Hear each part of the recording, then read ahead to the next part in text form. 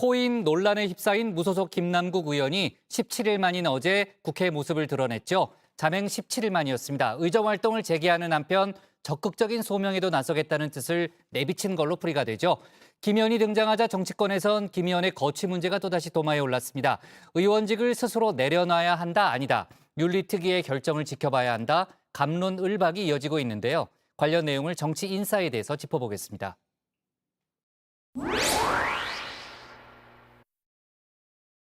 오늘 혹시 오늘 무슨 일로 오신 거예요?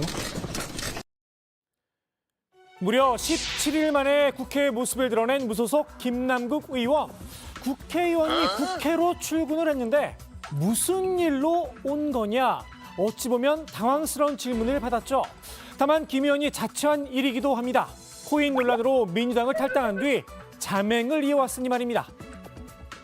국회의원이 출근하는 건 당연한 거고 김남국 의원이 며칠 동안 뭐 회의도 빠지고 그런 부분에 대해서는 아무리 뭐 본인 사정이 있어서 그렇겠지만 뭐 적절하지 않다고 생각합니다. 세비는 꼬박꼬박 받으면서 마냥 쉴 수만은 없는 노릇이겠죠.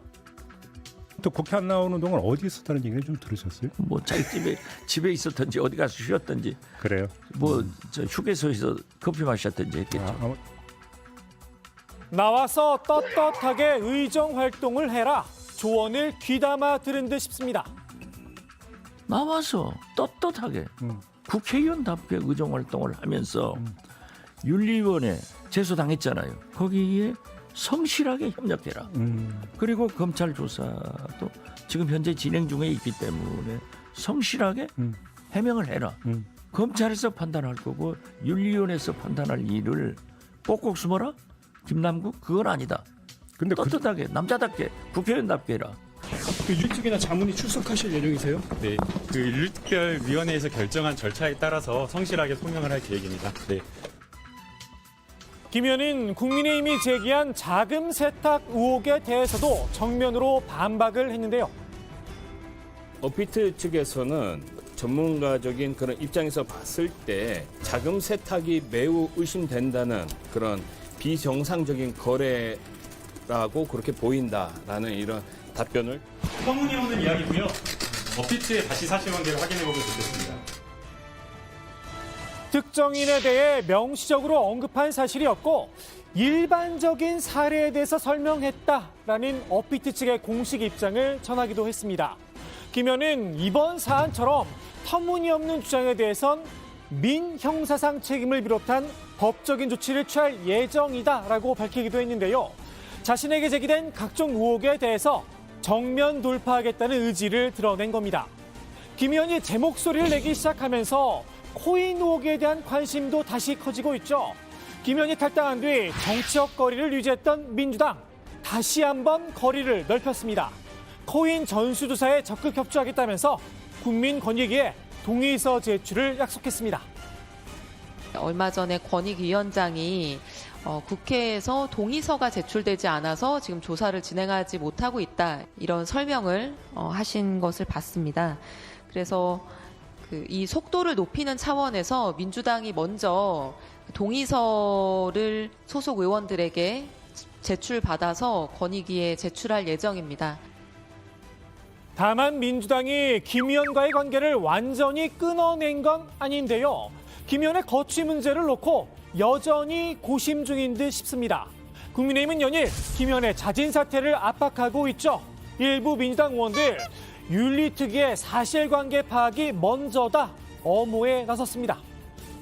김남국 의원 본인도 윤리위원회에 가서 철저하게 소명하고 밝힐 건 밝히겠다고 했으니까 국회의원들이 거기에서 판단하는 것이 맞지, 아직 범죄 혐의라든지 이런 것들이 명확하지 않은 상황에서 자진 사퇴나 이런 것들을 먼저 전제하는 것들은 옳지 않다고 생각합니다. 윤희석 의원이 그때 이제 부동산 문제, 본인 문제도 아닙니다. 아버지가 그동안에 교류도 없었던 아버지가 했던 문제 때문에 의원직 사퇴를 했어요. 그래서 법적인 문제가 확인이 되었기 때문에, 또는 검찰이나 경찰의 수사 결과가 나왔기 때문에 하는 건 아니거든요.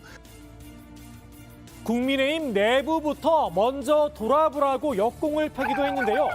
이미 구속까지 된 국민의힘 소속 의원들 가만히 손을 놓고 있지 않았느냐는 겁니다.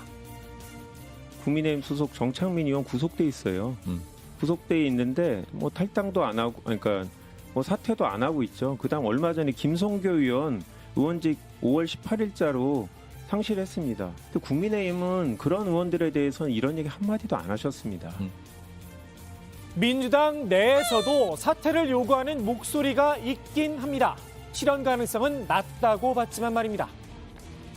좀 국민의 대표자로서 세비를 받고 자기의 모든 걸 바쳐가지고 국가 이익을 우선해서 전념을 해야 될 의무가 있는데 거기에는 반한 거 아니냐. 그렇다면은 저는 먼저 스스로 사퇴하는 게 자진 사퇴가 맞겠다. 예, 맞겠다. 선택할 것 같습니까? 안 할 것 같습니까? 안 할 것 같습니까? 지금 타이로 봐선.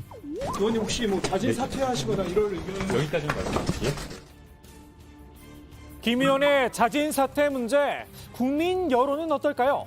사퇴론에 공감한다는 응답이 49.8%, 공감하지 못한다는 답변이 39.6%였습니다. 사퇴해야 한다는 의견이 10%포인트가량 더 높았습니다.